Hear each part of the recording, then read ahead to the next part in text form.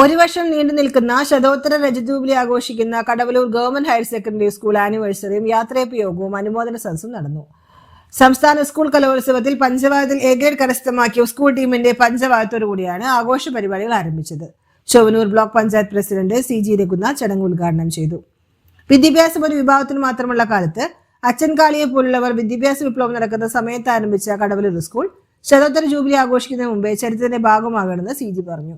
Kadavallur panchayat president Bindu Dharman അധ്യക്ഷത വഹിച്ച യോഗത്തിൽ ജില്ലാ പഞ്ചായത്ത് അംഗം MV പ്രശാന്തൻ മാസ്റ്റർ മുഖ്യാതിഥിയായി.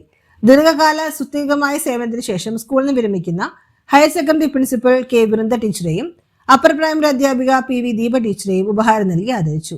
സംസ്ഥാന സ്കൂൾ കലോത്സവത്തിൽ പഞ്ചവാദ്യം അവതരിപ്പിച്ച് എ ഗ്രേഡ് കരസ്ഥമാക്കിയ വിദ്യാർത്ഥികളെയും അധ്യാപിക NK കാവ്യ, PV ദീപ എന്നിവരെയും പരിശീലകരെയും പാഠ്യേതര വിഷയങ്ങളിൽ മികവ് തെളിയിച്ചവരെയും ഉപഹാരം നൽകി അനുമോദിച്ചു.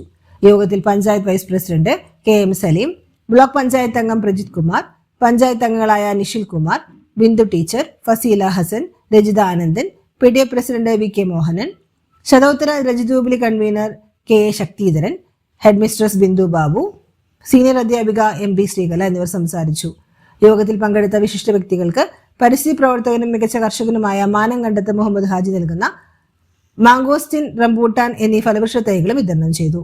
വിരമിക്കുന്ന അധ്യാപകരായ വൃന്ദ ടീച്ചറെയും ദീപ ടീച്ചറുടെയും മറുപടി പ്രസംഗത്തിന് ശേഷം വിദ്യാർത്ഥികളിലെ കലാപരിപാടികളും ഉണ്ടായിരുന്നു.